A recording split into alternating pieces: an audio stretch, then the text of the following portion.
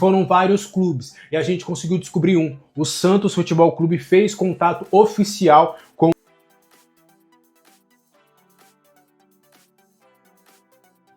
o São Paulo ainda vai atrás do Thiago Mendes, né? Que eu acho que o São Paulo já fechou a venda dos name rights de seu centro de treinamento.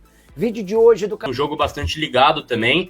Não é a posição de ofício dele, o Alisson estava muito mais carregando o piano, jogo muito bom do Alisson também, mas é uma dupla que vai ganhando cancha, né? Bobadilla, pelo visto, esquece. Pelo visto, ele não vai usar ele como essa peça para esse meio de campo, né? Ele tem mais confiança de que o Alisson funciona melhor ao lado do Marcos Antônio. E essa aqui é a nossa pergunta no banner, é para você e para o chat também. Sem Luiz Gustavo, dá para contar com Alisson e Marcos Antônio como a dupla titular para dar conta da temporada? Ou vai precisar contratar? Ou vai precisar fazer teste com o Luan? Enfim, Negrutti, qual que é a sua visão para essa posição aí de volante, Giovanni Chacon? Vai ter que contratar. Se for isso daí, vai ter que contratar, porque o Marcos Antônio fica até junho, até o final de junho. Vai ter que comprar o Marcos Antônio, assim, fica subentendido isso. Teria que gastar 26 milhões. Então, assim, eu acho que é uma situação complicada. O São Paulo ainda vai atrás do Thiago Mendes, né? Que eu acho que pode ser essa solução, mas uma grande dificuldade de encontrar esse meio campo, né? Pablo Maia, lesão no passado, volta esse ano, lesão de novo, para por um bom tempo, Alisson quebrando o galho, ano passado foi o Luiz Gustavo quebrando o galho, e agora o Luiz Gustavo um negócio extremamente sério, delicado, e que precisa ser tratado, e que depende de caso para caso, mas tem relato de gente que não pode mais voltar a praticar esporte, por exemplo, né, de alto rendimento. Então, quando tem um caso como o do Luiz Gustavo, seria o último ano também de contrato do Luiz Gustavo. É uma loucura, né? Tipo, como tem, eu acho que uma falta de gestão a longo prazo, não tô falando do Zubeldia, não tô falando desse ano, mas uma falta de gestão, de encontrar pessoas na base, jogadores na base, dar chance para você ter mais opções, e ao mesmo tempo um azar danado de ter lesão do Pablo Maia, que foi algo circunstancial de jogo ali. O Luiz Gustavo com um negócio que foge o campo, que sai das quatro linhas, um negócio chocante, assim, de um azar misturado com uma falta de planejamento a longo prazo de você revelar jogadores. Então, assim, eu acho que não é que a dupla Alisson e Marcos Antônio, ou Alisson e Bobadilla, Alisson e Thiago Mendes, dará conta da temporada. Vai ter que dar, cara, porque é o que tem para agora. Não tem opção, não tem para onde fugir. Eu não acho que o Negrutti possa ser descartado. E Para mim, ontem ele teria sido titular. E isso eu falei quinta-feira. Quinta-feira eu falei que antes de saber do problema do Luiz, eu já teria colocado o Negrutti para jogar de titular. Porque você também colocando o Negrutti, você dá uma liberdade maior pro Alisson. O Negrutti orientá-lo, né? Para ele se posicionar. Eu acho que ele teria condição de ficar posicionadinho ali à frente da zaga, né? Distribuindo o jogo com simplicidade. Arroz com feijão. Eu faria isso contra o Cruzeiro domingo. Já falo antes, para não ter problema. Não, perfeito. E o grande problema nisso tudo é que aí bate em cima do Zubeldia, principalmente, que foi a gestão do uso da base durante o Campeonato Paulista. Ali era o momento de testar a molecada para eles chegarem nesse momento de Campeonato Brasileiro, e caso aconteça alguma lesão, ou vamos imaginar todo mundo saudável, você fala assim, vou dar uma descansada na molecada aqui, vou dar uma descansada no Pablo Maia, vou dar uma descansada no Luiz Gustavo, vamos colocar o Negrutti. Você já teve o teste ali no período paulista. Fala, Renan. O Pablo, após o Mundial, ele já tá pronto? Então, o São Paulo ele não passa uma expectativa. Das mesmas lesões, eu tinha ouvido o pessoal falar que em agosto ele voltaria. Talvez em agosto. O Maia, pelo que eu escutei, seria junho, julho, Chacon. Aí seria... Mas aí teria pausa. É no Mundial. Isso teria pausa. Voltaria depois do Mundial. Exatamente, uma redundância. Estamos na mesma faixa, por conta do Mundial. Exato. É o momento de ele usar o Negrutti. Já que o Luan, pelo jeito, foi reintegrado, mas é o momento de você usar o menino. Nesse jogo do Campeonato Brasileiro, orientando bem o menino, colocando ele posicionado à frente ali à frente da zaga, distribuindo o jogo com simplicidade. Para isso ele tem qualidade, ele é jovem, viril e tem, né, essa juventude, faz o cara correr pra cacete e tal. Eu já tive nessa posição, no lugar dele, pô, eu faria isso. Colocaria nessa quinta-feira os dois de novo, Marcos Antônio e Alisson, um jogo importante, um jogo grande de Libertadores, no qual se o São Paulo ganhar, praticamente garante a classificação, aí vai ficar primeiro, segundo, mas garante a classificação, e daí, já ali no Brasileiro, coloca o menino, vai dando o campo, num jogo difícil. O Cruzeiro tem um time, não encaixou ainda coletivamente, mas tem jogadores de muito recurso. Bota o menino nessa parada aí, mano, nessa fogueira pra gente ver o que ele, se ele se queima ou se ele consegue pular a fogueira, mano. É a oportunidade, cara. Tô contigo nessa, Renan. O problema pra mim é a gestão do que foi no Campeonato Paulista. Você tinha que ter testado o Negrutti, você tinha que ter colocado esse trio que agora tá no banco de reservas aí, o Alves, o Lucas Ferreira e o Rian, com mais frequência. Você tinha que deixar a molecada errar. Por exemplo, o jogo contra o Velo Clube era para colocar a molecada e se empatar, se perdesse, dane-se, dá rodagem pra molecada. É isso que importa. Então essa é a minha grande crítica no trabalho do Zubeldia, principalmente nessa temporada 2025.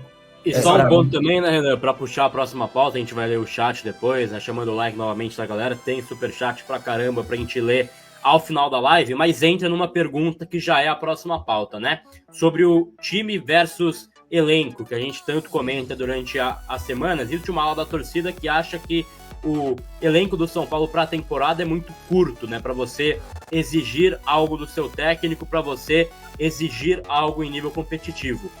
Esse elenco que, enfim, tem o Zubeldia, com as saídas que foram 18, mas a gente pode considerar que teve Jamal, Rai Ramos, Pedro Vilhena, Caio Albinha, que não são caras que iriam jogar, que estavam no elenco, mas já não eram encorpados pelo técnico. Vamos colocar que saíram aí do técnico mesmo 6, 7, né?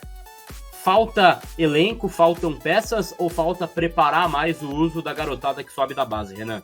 Um pouquinho dos dois. Faltam peças, na minha opinião, é um pouco dos dois. O que você falou a respeito dos meninos terem sido pouquíssimo utilizados no Paulista é um fato, mas que o elenco é curto, E a gente espera de 2 jogadores que têm 30 e poucos anos, né? Então, são jogadores muito bons tecnicamente, só que a gente depende muito da questão física deles estarem muito bem fisicamente, estarem juntos dentro do campo, o que isso não vai acontecer sempre. Vai acontecer até pouco, né? Às vezes vai ter os dois, mas a maior parte das vezes vai ter um só. Agora a gente não tá tendo nenhum dos dois. Portanto, cara, é um pouco dos dois. Saíram bastante jogadores, né? O Eric jogou ontem contra o Flamengo, né? O Rato entrou depois e fez o gol. O Nestor foi titular contra o Santos. E se eu não me engano, com o passe do Eric, o gol do Rato. Não me lembro, sinceramente. É que assim, passe do Eric, né? Ele pega a bola na ponta, ele olha, dá um tapa pro Rato, ele corta pro meio e, enfim, e faz um golaço, né? Então, é o passe, mas não é aquela puta, que assistência. Que assistência, foi um toque de lado, né? Foi um passe lateral. Nas estatísticas entra pro Eric. Que quem vê no app, quem vê ali no SofaScore, vê e fala, caraca, o Eric deu assistência. Parece que o cara cortou 3 na ponta e deu um baita cruzamento. Não foi bem assim, né? Os caras vão falar, saudades do Eric. Só que, pelo contrário, só que ele não tendo o Eric, aí ele tem que colocar o menino Lucas. É isso. Né? O Lucas Ferreira. Porque quando ele colocou o Lucas Ferreira ontem, se é para ver uma crítica, ele coloca o menino onde ele não está acostumado a jogar. Ele é canhoto e joga pela direita, né? Ele até vai para a linha de fundo e tal, mas ele joga pela direita, trazendo a bola para o meio e tal. Ele colocou primeiramente na esquerda, mantendo o Cédric ali na direita, tirando o Ferreirinha e mantendo o Cédric. Entendi, o Ferreirinha tinha cartão e tal, enfim. Mas não é onde o menino mais se sente confortável para jogar, né? Tem que haver esse entendimento também na hora de avaliar. O Ferreira não foi tão bem ontem, que é a minha opinião. Mas tem todos esses fatores. Você perguntou a respeito do que o elenco do São Paulo, o quanto consegue segurar o refrão ao longo da temporada, cara, eu vou ser muito sincero. Nas Copas, eu espero que com essa competitividade, com essa entrega, né, com esse time que tem jogado e tem competido muito, e eu tenho gostado nesse sentido, nas Copas a gente pode brigar por alguma coisa, né? Porque Copa é diferente. Agora, a respeito de Campeonato Brasileiro, me preocupa um pouco mais. E me preocupa assim, não é a gente vai brigar para não cair. Eu sinceramente, não tenho esse medo. Mas, para já não ter esse medo. Mas em 2 jogos, principalmente esse primeiro em casa, a vitória era fundamental, obrigação, porque a gente pega o Atlético fora. Porra, um bom resultado. Só que agora a gente enfrenta um Cruzeiro em casa, que é a vitória de um time muito mais difícil que o Sport, na minha avaliação, a vitória passa a ser, de novo, muito importante, passa a ser essencial, passa a ser uma obrigação. Só que contra um time muito mais qualificado, que, repito, coletivamente ainda não está no seu melhor, mas um time que tem muito recurso do meio para frente para decidir jogo, né? Então, imagina que você não consegue ganhar esse jogo, só fica no empate. São 3 empates, 3 pontos de 9 disputados, você passa a já ficar muito longe de qualquer disputa. Lá na frente você teria que ter uma sequência muito grande de vitórias, entendeu? Então, no brasileiro me preocupa muito a questão desse elenco reduzido e a falta, muitas vezes, da utilização dos meninos da base.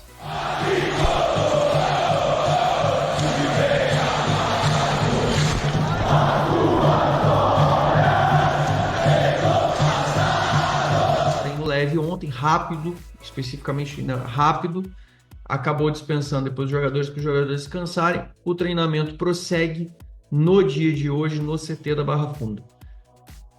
Lucas segue de fora, o Oscar ainda segue de fora, o Pablo Maia segue fazendo o cronograma de recuperação dele no Refis Plus, e o Luiz Gustavo, o São Paulo soltou uma nota ontem dizendo que ele encontra-se em quadro estável, entretanto ainda fora de combate, e infelizmente as informações preliminares é que no mínimo o Luiz Gustavo só volte a jogar depois da pausa.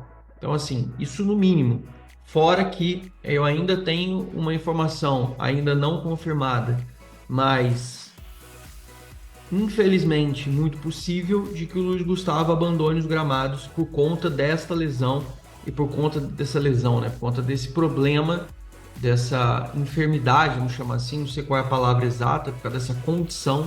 Então ele com tromboembolismo pulmonar, o Luiz Gustavo ficará fora de combate e muito provavelmente significará a interrupção da carreira do Luiz Gustavo, ou melhor, talvez esse ano ele não volte a jogar. Se ele vai fazer depois, ele já estava em dúvida sobre continuar nesse ano, eu tendo a acreditar honestamente, sem fazer elucubrações, ou sem falar de achismos, ou sem tentar fazer nenhum tipo de hype em cima de um assunto que é extremamente triste.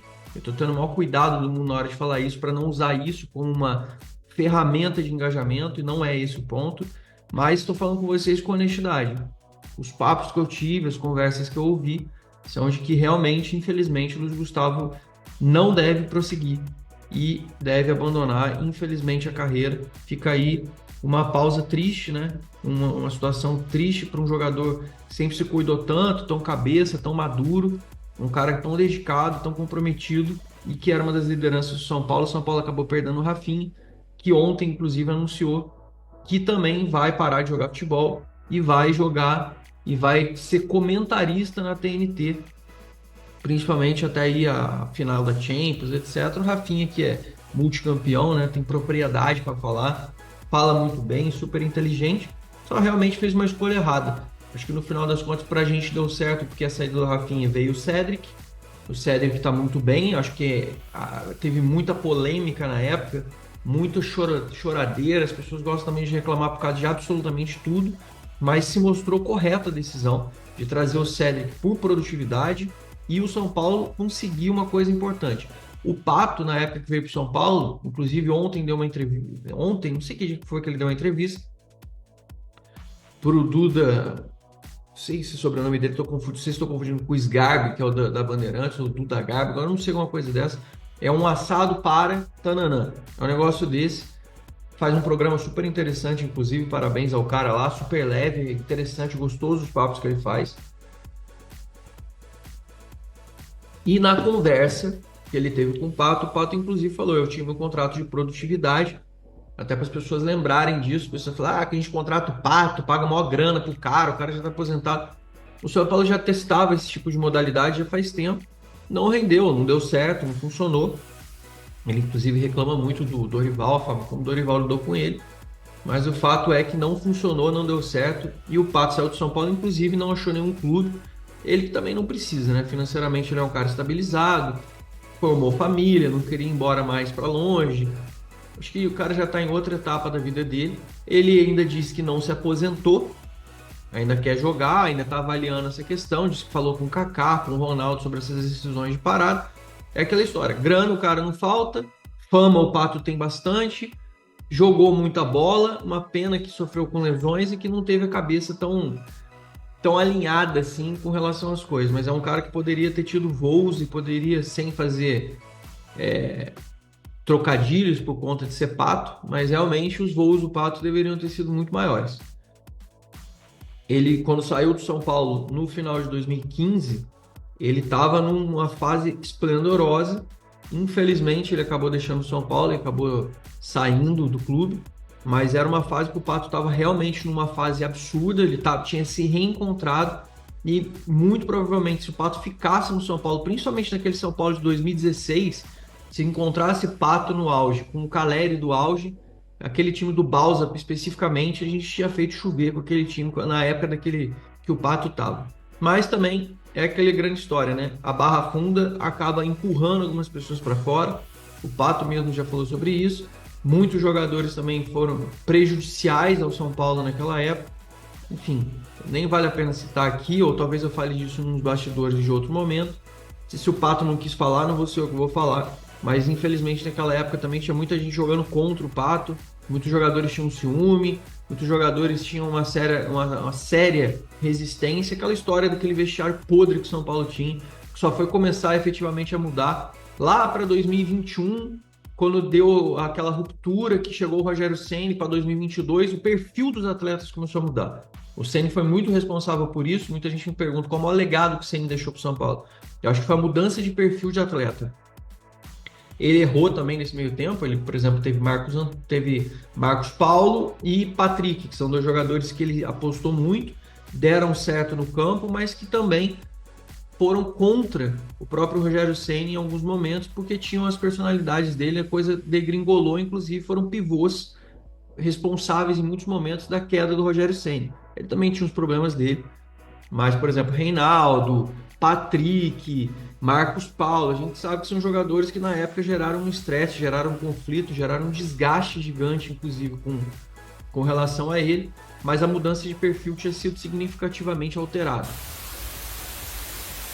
Hora de falar sobre o São Paulo, que vendeu os name rights de seu centro de treinamento. Essa possibilidade vinha sendo ventilada entre dirigentes do São Paulo com o mercado há alguns meses. E o acordo se deu na renovação de contrato com a Superbet. Você sabe que Superbet e São Paulo assinaram um vínculo até 2030 que garantirá ao São Paulo 678 milhões de reais. Esse valor é fixo, com bônus atrelado a títulos. São Paulo pode alcançar até 1 bilhão de reais. Importante contar que o centro de treinamento do São Paulo, CT da Barra Funda, vai passar a se chamar Super CT. Até o avião que costuma levar o São Paulo nos deslocamentos pela América do Sul e pelo país também terá estampadas os logotipos da Superbet. São Paulo, com todo esse acordo, passa a faturar em 2025 78 milhões de reais fixos. E esse valor vai aumentando gradativamente a cada novo ano, até que alcança 140 milhões de reais em 2030. Trata-se do maior contrato de patrocínio master já fechado no país. Essa cifra de 678 milhões estabelece o São Paulo como recordista na marca. Mas, com uma observação importante, são 6 anos de contrato. Flamengo, Corinthians e Palmeiras fecharam acordos proporcionalmente maiores, mas por tempos menores. Só para arrematar em relação ao tricolor, Libertad venceu de novo nessa terça-feira e assumiu a liderança do grupo do São Paulo na Libertadores. Vitória por 2-0 contra o Tajeres, são 6 pontos conquistados em 6 possíveis. O São Paulo tem 3 e recebe nessa quinta-feira o Alianza Lima no Morumbi. Pretensões altas, com relação a várias competições. Mas, apesar do receio de uma lesão, apesar do receio de você ter problemas com relação a esse time, e com uma série de fatores que deixam todo mundo com o cabelo em pé, principalmente com mais uma lesão, ou seja, vai jogar o ano passado, perdeu o Alisson, fudeu. Essa que é a grande verdade. Desculpa, mas não consigo nem falar outra palavra. Então, o São Paulo se coloca na situação. E aí, como é que a gente vai fazer? Só que o Zubeldia ontem na reunião ele deixou muito claro, eu não quero que traga qualquer jogador. Eu não quero qualquer reposição, qualquer um. Então, o São Paulo apresentou algumas das soluções lá que eu fiquei sabendo. Não sei os nomes, não sei quais são as opções que foram apresentadas e nem perguntei.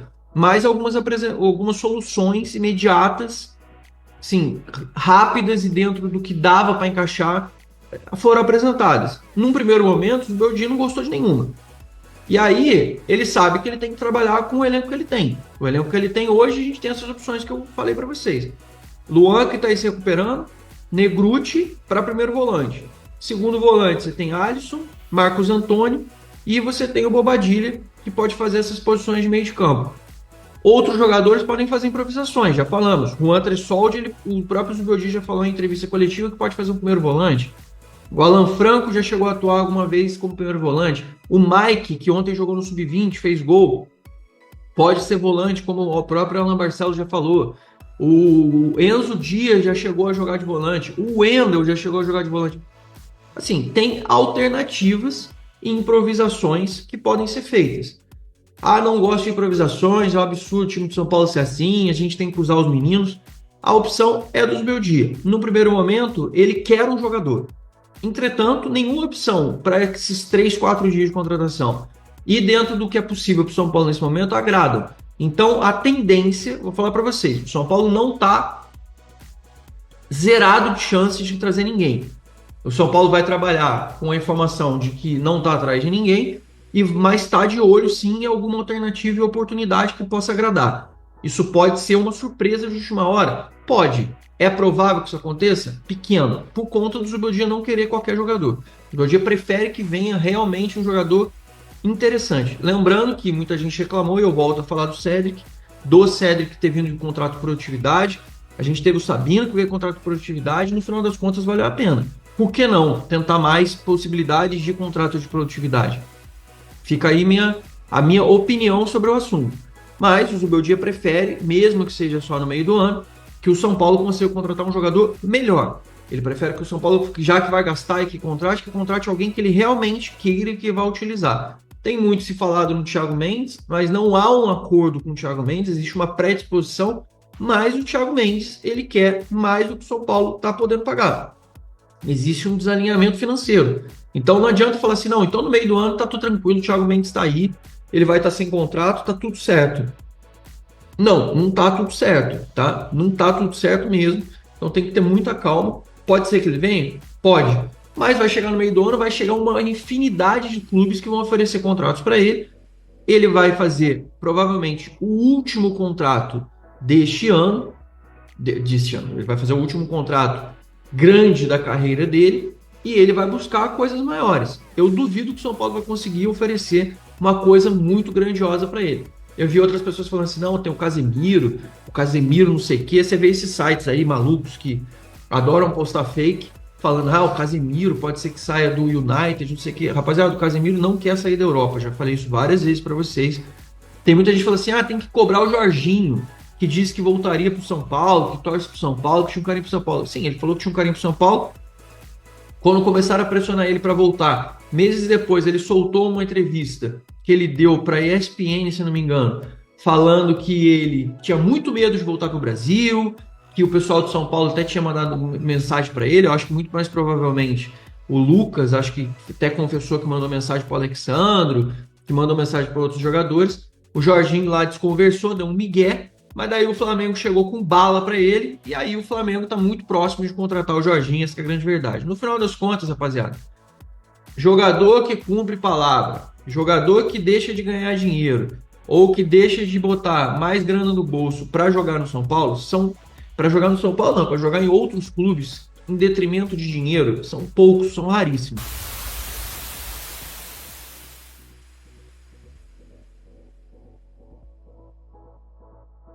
A gente conseguiu apurar, o Alan Barcelos recebeu um contato de alguns contatos, para falar a verdade, de alguns clubes do futebol brasileiro após a campanha na Copinha. E foram vários clubes, e a gente conseguiu descobrir um. O Santos Futebol Clube fez contato oficial com o Alan Barcelos para saber quanto que você ganha, como é que tá o seu contrato, como que seria a liberação em relação ao São Paulo. Em um primeiro momento, aí vamos trazer duas partes, tá?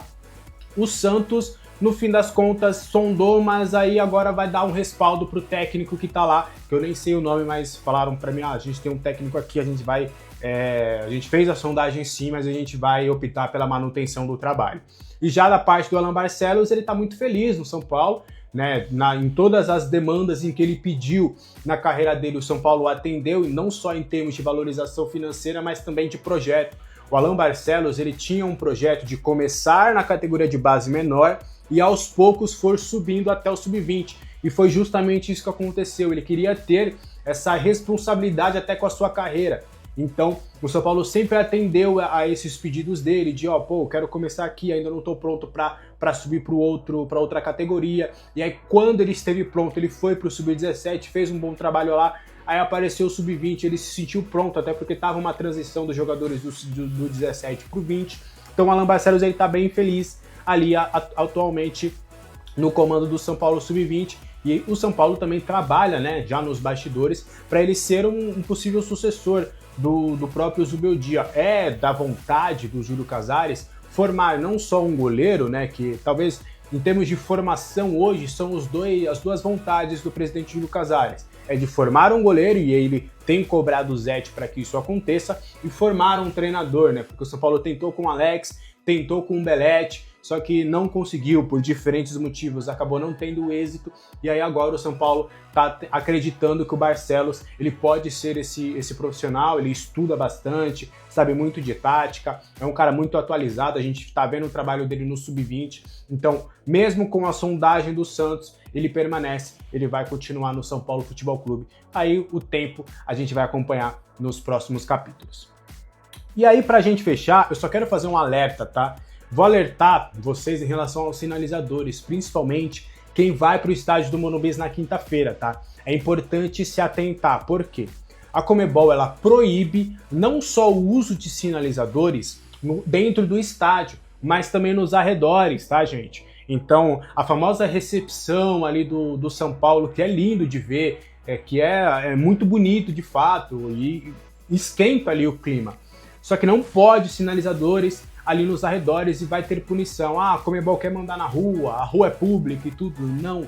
Os arredores do estádio também são como eu posso dizer, a Conmebol meio que é dona ali também nos arredores. Se acontece alguma coisa ali nos arredores, a Conmebol que é a responsável também.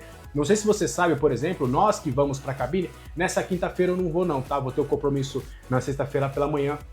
Então não vai me inviabilizar a possibilidade de ir para o estádio na quinta-feira.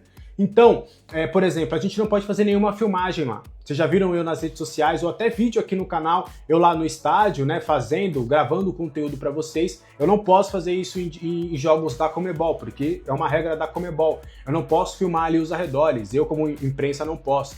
Então, por mais que a gente questione, né, várias dessas recomendações da Conmebol, é importante trazer essa atenção. Não pode, gente. O Atlético Mineiro, para quem não sabe, o Galo vai jogar agora na Sul-Americana com portões fechados. Por quê? Porque foi punido por conta dos sinalizadores. Então a Conmebol está cumprindo o que ela prometeu em relação aos sinalizadores. Então acho melhor, longe de mim, trazer como que o torcedor tem que torcer. Mas eu acho que é importante ter essa atenção em relação aos sinalizadores para que o São Paulo acabe não sendo punido e tenha a sua casa com a totalidade do público já nos próximos jogos. Combinado? Um abraço para todo mundo, boa quarta-feira para vocês, tá? Até a próxima, tchau!